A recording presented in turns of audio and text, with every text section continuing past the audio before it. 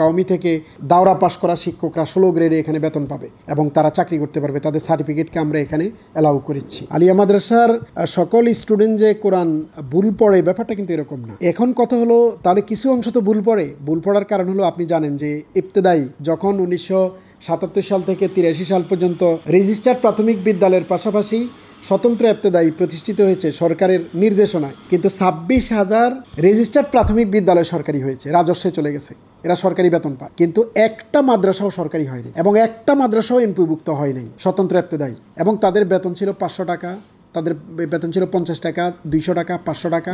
এখন তাদের শিক্ষকরা বেতন পায় 3200 টাকা এবং হেড মাস্টার যে না মানে প্রধান শিক্ষক যিনি স্বতন্ত্র ইবতেদায়ী তিনি পান 3500 টাকা। 3500 টাকায় 4-5 জনের একটা ফ্যামিলি কিন্তু চলে না। তাদের প্রতি যে অমানবিক আচরণ করা হয়েছে এটা মানব সভ্যতার ইতিহাসে এই ধরনের কোনো দৃষ্টান্ত নাই।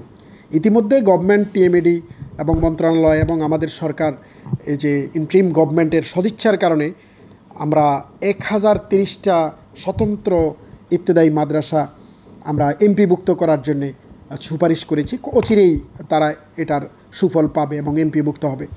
কিন্তু যখন আপনার স্টুডেন্টরা আসলে মাদ্রাসা যে ভর্তি হচ্ছে, আপনার প্রবেশ পথে যদি আপনার মসৃণ না থাকে তাহলে মাদ্রাসা স্টুডেন্ট ভর্তি হবে কিভাবে?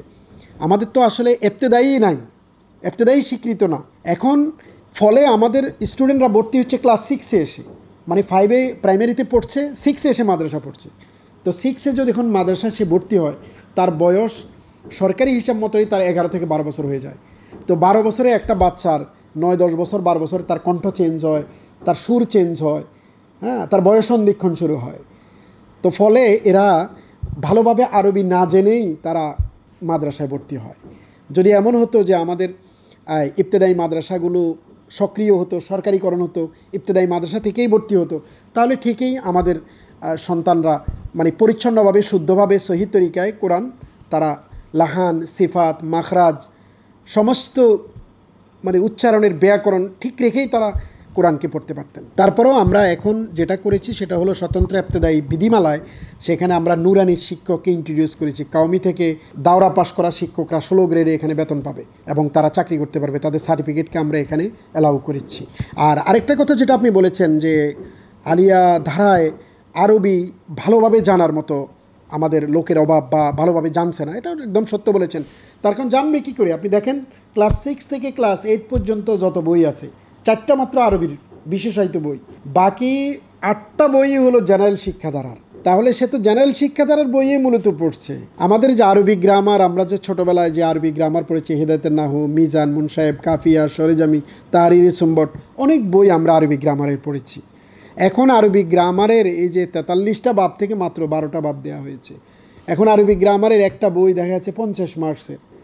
কারণ সাধারণ শিক্ষাধারার সব বই এখানে প্রবেশ করানোর কারণে আরবির বই সংখ্যা এখানে কমে গেছে। তারপরেও আপনাকে একটা সুখবর দিতে চাই, সেটা হলো ইতিমধ্যেই মন্ত্রণালয়ে একটা মিটিং হয়েছে।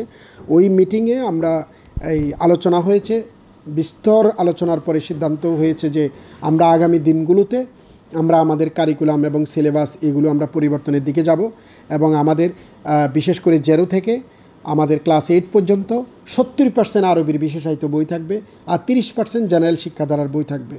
এটা যদি হয় তাহলে মাদ্রাসা তার নিজস্ব বৈশিষ্ট্য ফিরে আসবে, স্বাতন্ত্রিকতা ফিরে আসবে। মাদ্রাসা শিক্ষা ব্যবস্থা আপনার স্বাতন্ত্রিক বৈশিষ্ট্য নিয়ে নিজস্ব স্বকীয়তায় আবার আগের দিনের মতো যোগ্য আলেম এখান থেকে উৎপাদন হবে, তৈরি হবে এবং এটা খুব দ্রুতই এটার জন্য একটা কমিটিও রিফর্ম করা হয়েছে।